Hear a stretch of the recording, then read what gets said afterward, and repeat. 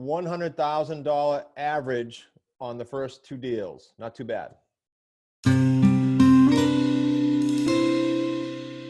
Good morning. Welcome to another Deal Structure Sunday. It's Chris Prefontaine with Smart Real Estate Coach, and I am joined by Chad and Karen Riggio from Hudson Valley, New York, as well as High Six member and their certified coach, Link Irvin from lovely, beautiful North Carolina. Welcome, guys. Thank you. Thanks for having us. So this is cool for the viewers to know. They probably watched your first deal that you did in the business a few weeks ago. I don't know when these are going to air, but if you didn't see it, check back a few episodes because the profit was a little over 84,000 on their first deal. Not too shabby. This one's even better. We'll save that for the end. But let's talk about the source, guys. How the three of you work together, and kind of what the time frame took for that. Sure. So the source for this was an expired, and this was a seller. Just to give you a little bit of a quick backdrop on him. This was a seller who, he had the property rented for a period of time. He had exited the rental with this tenant, and there was some repairs. I mean, I can kind of call out, there was definitely like $70,000 or so worth of repairs that he had to do to get the home kind of in the right spot to, he then moved to relisting it. He actually was going to look to sell it. So tenant left. Gun shy from tenants maybe after that little. Yeah. He was really in a tough state, but he just said, you know what, I'm just going to fix it up and then list it and then try and sell it. He listed it for a period of 6 months with a realtor.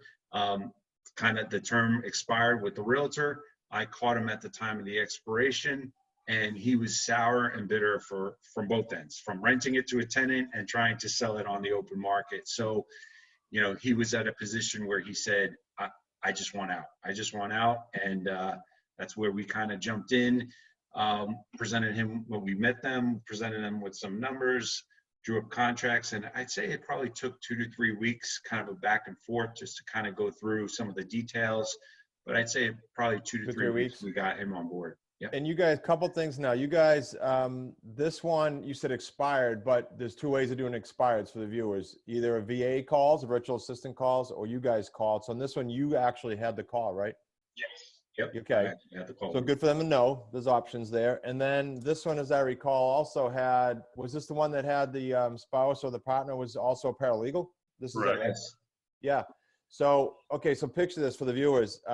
They're fairly new students. They're doing their second deal. They got a guy that was like spent with tenants, had a rotten experience. And then you got a paralegal.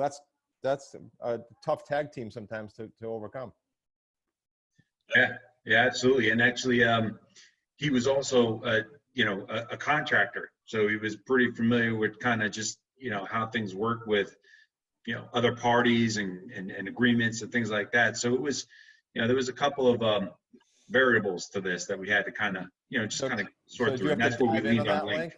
Well, I'll say there's actually a little bit more to it even than that. And this is where Chad, I think, did a really, really good job. And I actually hopped on the call with the seller, and he also wanted to speak to someone that was currently doing business with us. So he spoke to actually one of my sellers, someone I bought a couple of houses from. But anyway, what was interesting about this particular deal was this guy didn't just renovate this house.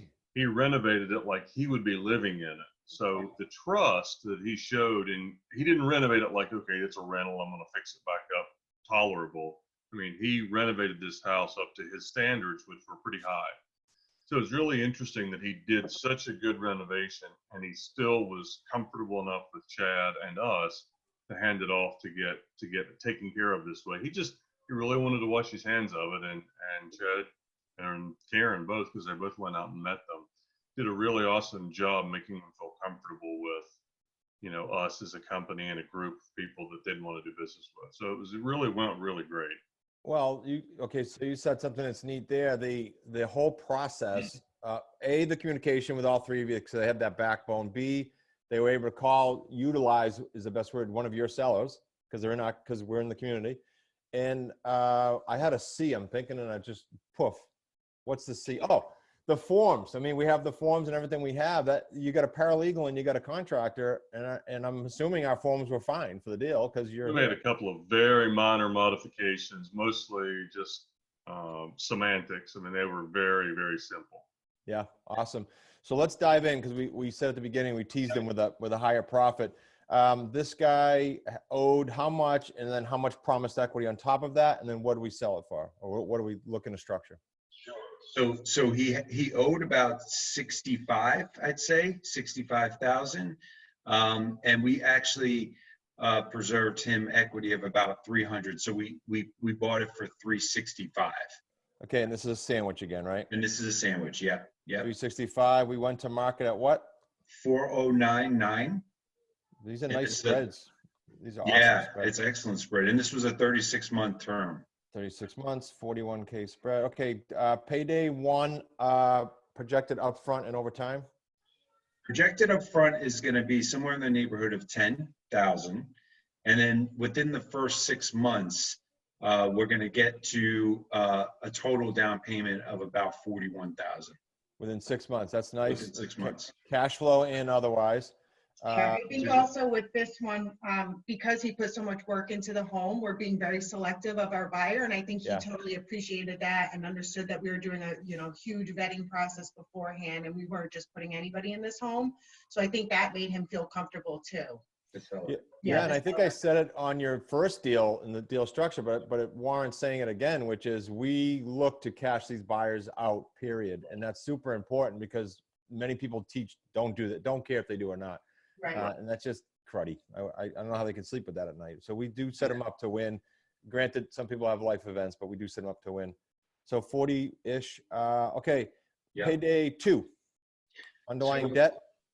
So what we're paying the seller, right? The monthly payment to the seller is 26, and the monthly payment from the buyer is going to be 29.95.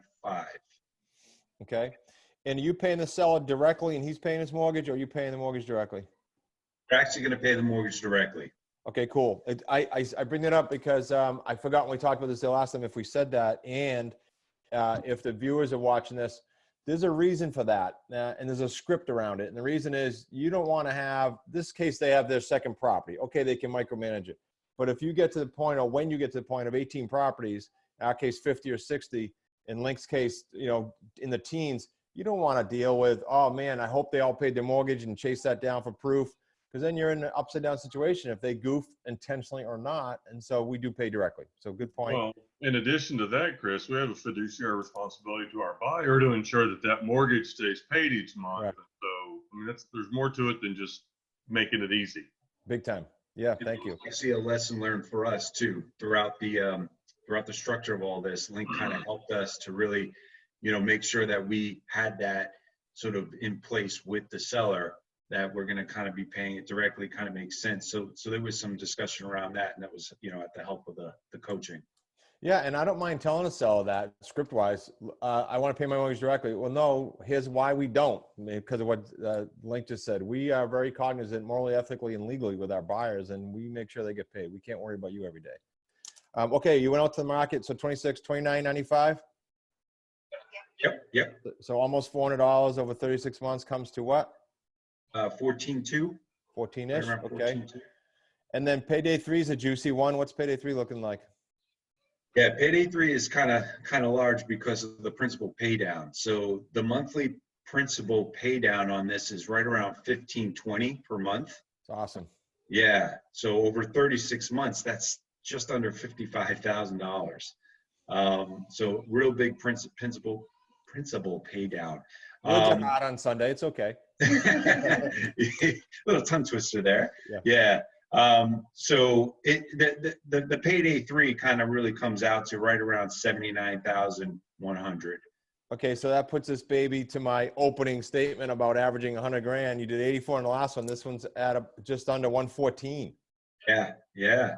So 100 grand a deal. Amazing. No pressure, but I think you should keep that average rolling. Yes, I'm with you. Okay, biggest lessons on this deal from either of you guys? Yeah, I mean, I think it was just kind of, there's a couple of pivots, here and there, as you have in those conversations throughout sort of the negotiating process with, the seller. It was really important to kind of, be able to get back to him quickly, to answer his questions pretty poignantly. To Link's point, this is kind of a, pretty sharp. This was a pretty sharp seller, and having the paralegal in his corner. So it was important we got to him quickly with the right information, and building a rapport with him, with Karen and his wife. I think it led to him feeling a really nice trust factor with us and kind of everything that we're doing. So I think that was really a nice, experience all around. Yeah. And Link, on their first deal structure, you mentioned you did a lot of coaching. On this one, it sounds like you might have got on the conversations. Yeah, actually, I was involved in a conversation, and we talked pretty regularly to try to ensure that the seller was comfortable, because I knew that they were a little particular. I thought, after I talked to them, they may not want to speak to a seller, but they actually did. So I was able to get a seller that would talk to them. And then it just, the whole deal, one thing that came up in this deal, and that's really important, is we transitioned to the conversation of equity pretty quickly. Yeah. A little longer in this one, and it can lead to a hiccup, but it didn't. Chad did a great job. Again, this is one where Chad and Karen going out there, I think, really made a big difference with this seller. He was gun shy and unhappy, and he wanted to do something, and they made it work. So a lot of great things happened in this deal. Yeah, what's cool is you guys went out there and pulled that off as a couple, and it's worth talking about the community a little bit here, because you went to your first event in September of 19, hadn't done any deals, met everybody, and Link's been to many, many events. If you guys want to, as we wrap up, talk about why the viewers might want to get registered for both, but either of the events coming up, because they're entirely different events. Any thoughts on events, you guys? Yeah, no, I mean, absolutely. For me, it was the sort of the tipping point in joining the community and, becoming, an associate was, experiencing it firsthand. So being at the event, meeting other associates in the community, hearing from the coaches directly, seeing you guys and meeting everybody within Smart Real Estate Coach, kind of living it and breathing it, kind of, in the moment, versus kind of just seeing, the videos, etc. It was really a critical part in our decision-making process. And once we experienced that, we were like, yeah, we're in, sign us up, and that's kind of where we went from there. Cool. And we'll be at the next one and the next one and the next one. I love it. Yeah. How about you, Link? You've been around a lot of events in masterminds and everything, so you know everyone well. Well, that's what I was going to say. For me, I just always leave recharged. I mean, it's enriching to get there and realize that everybody's struggling with similar things. We have different struggles. Some people trying to figure out how to do things, other people trying to figure out how to make things work. I mean, there's all kinds of struggles, but two great things. One, we're all in this together and we're all doing it every day. One of the biggest problems I had with Chad is I'm busy doing my own deals and coaching Chad and coaching a couple other students. And so finding time to do my own deals. So just like you, I'm doing deals daily. They're doing deals daily. You're doing deals daily. I mean, we are actively in this business, and it's just, there's always something positive. I never leave a day of being in the group up there that I don't leave with like some really great takeaways. And so I just can't stress enough, if you've got the opportunity and the interest, get up there. You're going to learn something. Yeah, and we're going to, at this upcoming event, do deal structures galore, because the audience kept, the community, the Wicked Smart community kept saying, we want more deal structure, more deal structure. So just like Link and I and Zach did in Philly at one of our workshops, we're going to tear into deals both afternoons. We're going to work on mindset. We're going to work on skilling and launching the business with another expert. So go to biz scaling.com. And for the QLS, you're going to go to qlslive.com. And we look forward to seeing you guys at the event. I will say this, I'll add a guarantee here. If you go to the event, especially if it's your first event and you don't feel it's the best use of your 2 days or 3 days, depending on what you're participating in, just come up and tell me and we'll give you your money back. It's that simple. Very, very simple. That's how sure I am that you'll consider it time well spent. Guys, thanks for jumping on this lovely Sunday again and taking time from the family. Appreciate you. Thank you so much.